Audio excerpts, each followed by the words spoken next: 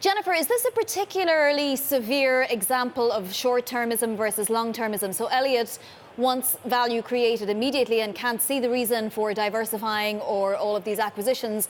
Randall Stephenson, on the other hand, is maybe thinking too long-term, trying to become the Amazon of telecom. I think it lies somewhere in the middle, to be honest, Bonnie. I mean, I think many of the points Elliott made that we'll probably go through, AT&T is already taking on. So, I think there's probably more of a constructive conversation happening between these two parties more than the word activist might lead one to believe. Exactly. AT&T itself responding, saying that it looks forward to engaging. And obviously, Randall Stephenson has learned over time that it's perhaps better to be pleasant with your activists.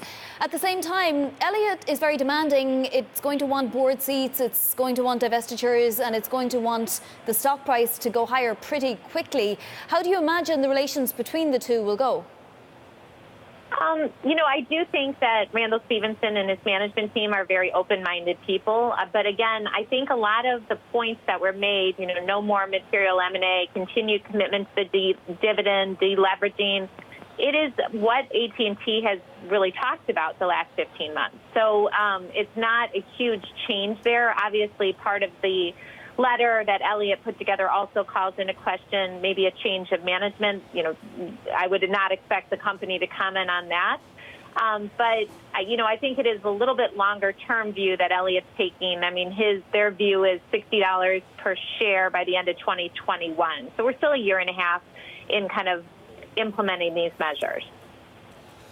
Jennifer, I'm not suggesting this is what Elliott wants, but what is the breakup value of AT&T? Well, I mean, that is the million to multi-billion-dollar question.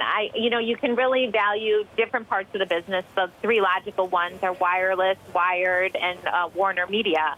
But you then have to question who are the buyers of those assets. Who, like on the wired side, to sell part of their wireline assets, which balance sheet could even sustain that? I don't know if you followed the stock prices of some dedicated wired companies, but they're not pretty, to say is an understatement.